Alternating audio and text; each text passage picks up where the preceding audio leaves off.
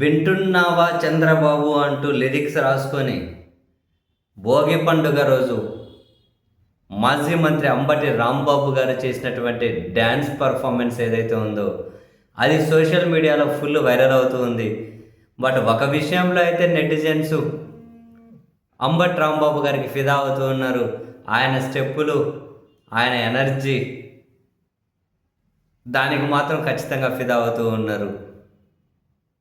Seriously Ambati Rambabu గారు డాన్స్లో మంచి ప్రావీణ్యం ఉన్నట్లే అనిపించి ఉంది. వాస్తవానికి ప్రభుత్వ ప్రజా వ్యతిరేక విధానాలు, ప్రభుత్వం చేస్తున్న దౌర్జన్యాలు, అన్యాయాలు, అక్రమాలను ఒక పాట రూపంలో ప్రజెంట్ చేయాలి అని చెప్పి 2 నెలల నుంచి ఈ కసరత్తు చేశాము అని, ఈ సంక్రాంతి పండుగ సందర్భంగా మేము ఈ పర్ఫార్మెన్స్ ఎగ్జిక్యూట్ చేశాము అంటూ అంబటి రాంబాబు గారు కూడా ప్రకటించారు. ఒక విధంగా ఆయన ఈ పర్ఫార్మెన్స్ని ప్రముఖ సినిమా నటుడు, ప్రస్తుతం ఆంధ్రప్రదేశ్లో డీసీఎంగా ఉన్న జనసేన అధ్యక్షుడికి అంకితం ఇస్తున్నట్లే చెప్పారు. నాకు సంక్రాంతి అనగానే ఈ మధ్య ఆ జనసేన అధ్యక్షుడే గుర్తొస్తున్నారు. సంక్రాంతి సంబరాల పేరుతోనే డ్యాన్స్ చేసే నా డ్యాన్స్ను సంబరాల రాంబాబు అని ఎగతాళి చేశారు. తర్వాత ఆయన నటించిన బ్రో సినిమాలో నా స్టెప్పులు పెట్టి నన్ను గేలి చేసే ప్రయత్నం చేశారు.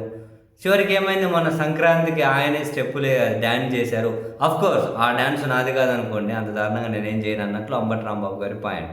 ఆ డ్యాన్స్, ఆ స్టెప్పులు నావి కావనుకోండి, బట్ ఆయనే సంక్రాంతికి ఏవో డ్యాన్స్ అని చేశారు. అవును, నేను సంక్రాంతికి సంబరాలు చేస్తూ ఉన్నా. సంక్రాంతికి సంబరాలు చేసే సంబరాల రాంబాబుని అందులో దాచుకోవడానికి ఏముంది? ఆయన నా స్టెప్పులను, నా డ్యాన్స్ను ఏకంగా సినిమాలోనే పెట్టి పాపులర్ చేశారు కదా. అందుకని చెప్పి దీన్ని ఈసారి వినూత్నంగా ప్రభుత్వ అక్రమాలను, అన్యాయాలను ప్రజెంట్ చేయాలనే ఉద్దేశంతో 5 నిమిషాలు ఇవన్నీ లిరిక్స్ రాసుకొని పాట పర్ఫార్మెన్స్ ఇచ్చాం. అందులో పాటలో అంటే హద్దులు దాటిన విమర్శలు ఏమీ లేవు. ప్రభుత్వానికి సంబంధించి అన్ని నిజాలే ఉన్నాయి. ప్రజలు కూడా దాన్ని అర్థం చేసుకుంటారు. త్వరలో వాళ్ళు కూడా గ్రహిస్తారు.